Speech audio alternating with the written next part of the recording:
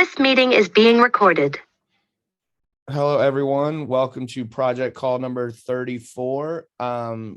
We are going to go ahead and jump right into everything. I'm going to pass it off to Ryan and Ilya to give marketplace development updates.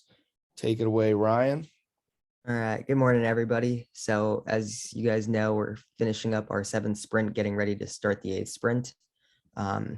We're, getting over a lot of the hurdles that have been behind us. So I can finally say that we've successfully onboarded the DevOps, who's here somewhere, Stan, and he has been, crushing it, getting everything together, ready to kind of move forward and overcome the kind of last couple months of craziness. In terms of kind of what's been done in this last sprint, there's been a whole bunch of scalability and performance improvements, which we're going to be testing in the next sprint in preparation for their release. So this includes various things like filtering by traits, as well as various speed improvements along with the new database that we've been discussing for a little bit. Additionally, the ERCLM55 support that we had discussed is finishing up, and it's going to be getting tested in this 8th sprint, again, with the hope of releasing it at the end of that. And that kind of comes with a handful of other nice UI improvements to the user profile in the My NFTs page, again, which is being finished up in the 8th sprint.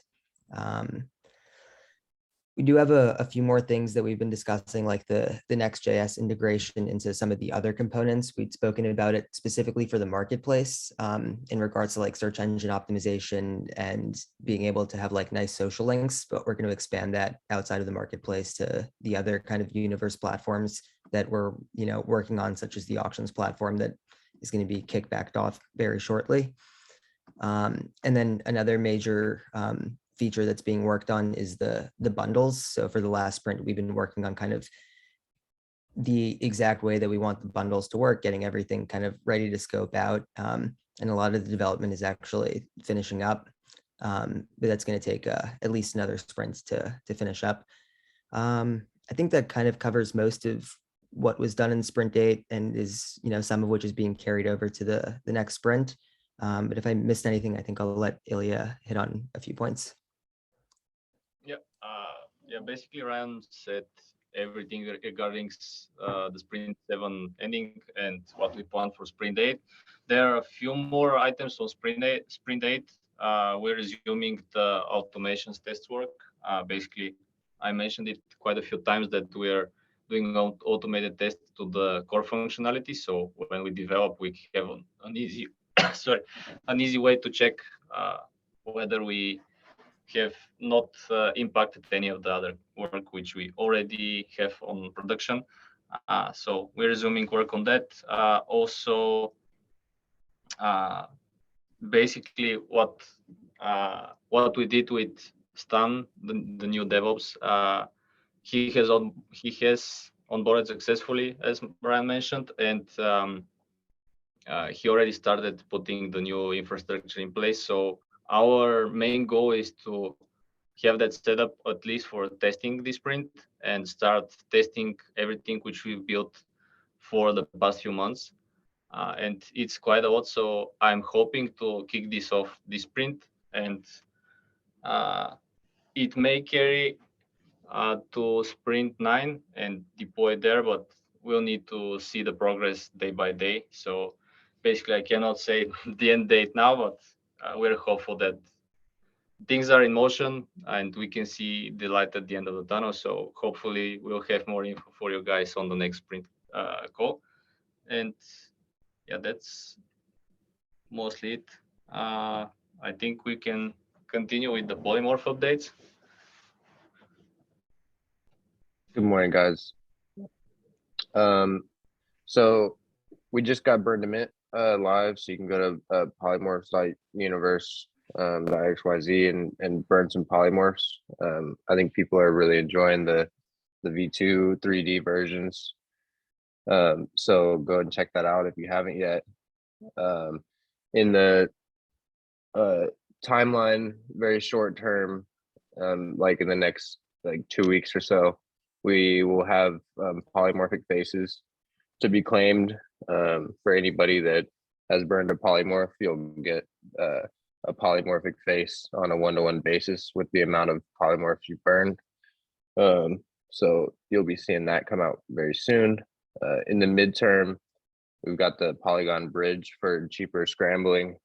And then a little bit longer term, we've got some gaming going on, Battle Universe, and then maybe another different type of game that we'll have a demo for. And then also we'll have another Deviance drop, which is a polymorph internal derivative style drop that's going to be really cool. I don't think I missed. I think that's all of it. Sorry, that was fast, but Yeah, I got some more for you guys on the polymorphs on the social side. We also have the polymorph the polymorph club in the Discord, it's called. So if you're in the universe Discord, you definitely want to connect your wallet through Collabland. And if you have a V1 or a V2 polymorph, you'll have access to the polymorph holders channel. As well, if you own a Clown Charles, send me or Transmental a DM and we'll get you added to the super secret Clown Charles Twitter group chat. Well, also, I wanted to ask for anybody that watches this, if you have any ideas on how you want to get involved in polymorphic therapy. I want to do some sort of Discord polymorph competition at some point soon to get people's polymorphs like in line for the next polymorphic therapy episodes. So I have some personal ideas, but it would be great to hear from the community on what you guys how you guys want to compete for the opportunity to get featured on polymorphic therapy. Yeah, and if you're interested in that, definitely start thinking about who your polymorph is and why he or she is the way they are. Yeah, what kind of issues they're going through, what they might need to talk to their doctor about. One other thing on the polymorphs, this past week we had a proposal about the polymorphic funds. I can let Tyler kind of go into that because there was some feedback in the Discord. We just wanted to repeat that feedback just so the people who don't always sit in Discord can get that same information. So Tyler, take it away. Yeah, I also gave some updates in like internal groups that I know a lot of people are in. So yeah, basically we have a like multi-sig that we ultimately use to like fund runway and development from in general. So like everybody on this call isn't like paid directly from the DAO. They're paid by like a multi-sig, and most of that capital in that multi-sig has come from like external groups and like funds that have reached out. Like when we originally did the DAO, similar to what we did with FarmBridge, we earmarked a certain amount where like me, Tim, Troy, and one of the co-founders, Malad, who isn't active on the project anymore, we ultimately manage that. And we go through like budgets every single month and yeah, I mean, figure out like who needs to get paid what so that work on the project can continue to happen. Because we had like meaningful padding in that when we were doing a lot of work for the polymorphs, like I think that it had been said in the Discord before that like we had never touched the polymorph money. Well, I mean, that was true from a DAO perspective. But ultimately, and like that wasn't like even just people on this call, like that was like the community just noticed that bucket of funds hadn't been touched. And so as like ETH has gone down in price, the amount of funds that was worth from like a US dollar amount went down, obviously. And so, however, we still like spent meaningful amounts of money working on the polymorphs, which a lot of that's starting to come out. Like the burn to mint, cost capital from a smart contract perspective. Like the battle game's been audited. There's front end, back end development that goes into that. And then there's also a ton of like art that went into it, from the faces to the deviants to the 3D modeling of the polymorphs. And so naturally, a lot of, I would say, the capital that is in the multi-sig came from people that were extremely interested in the marketplace.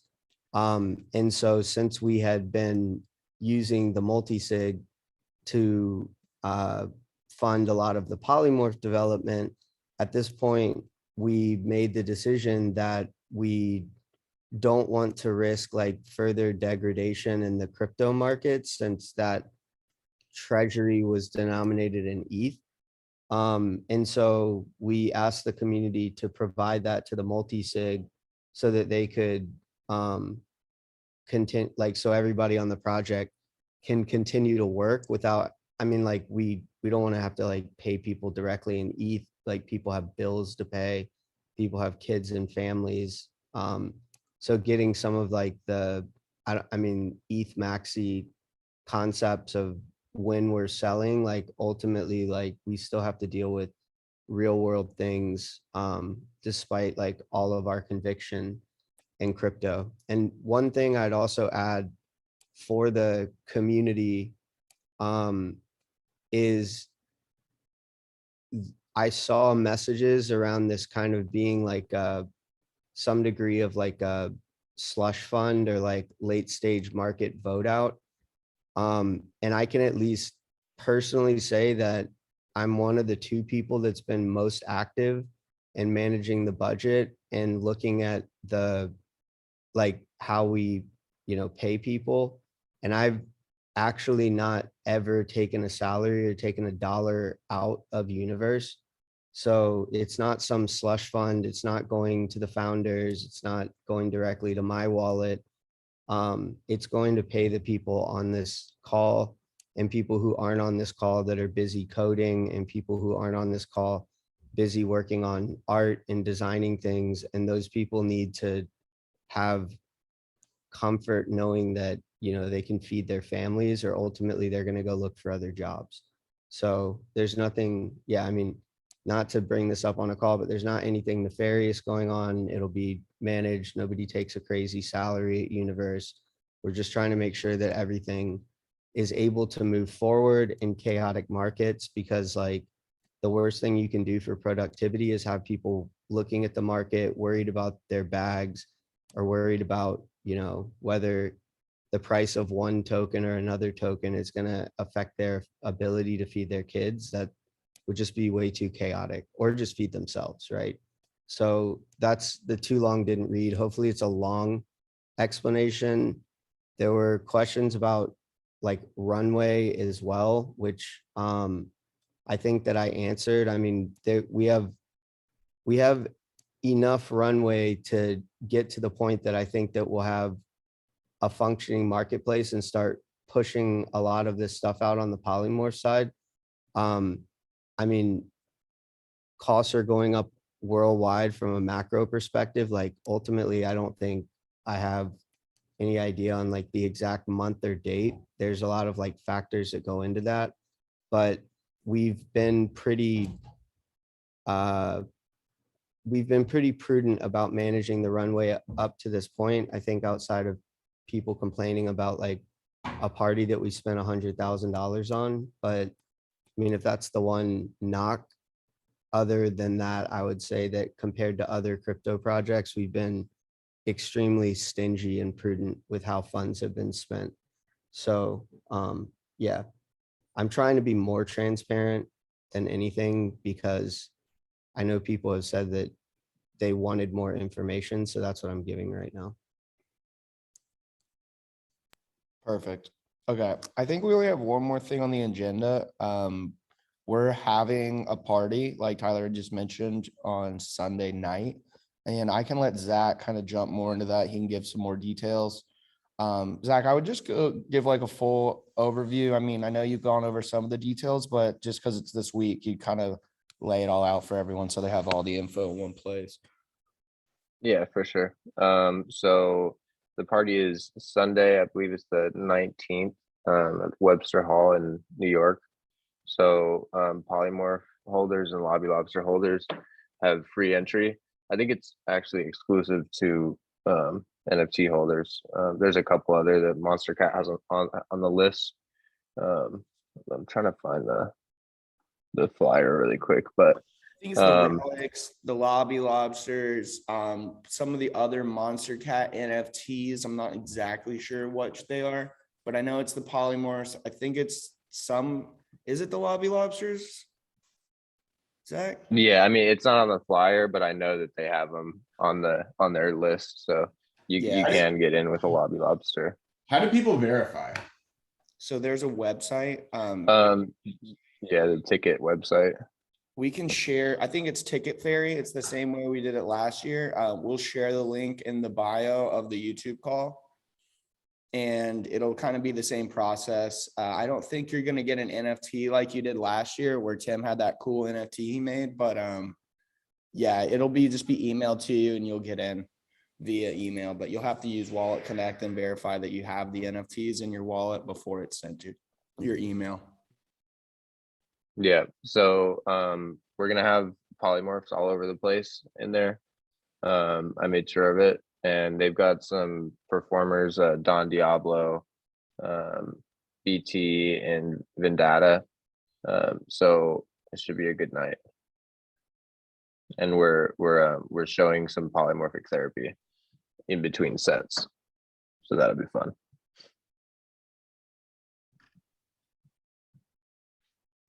Okay.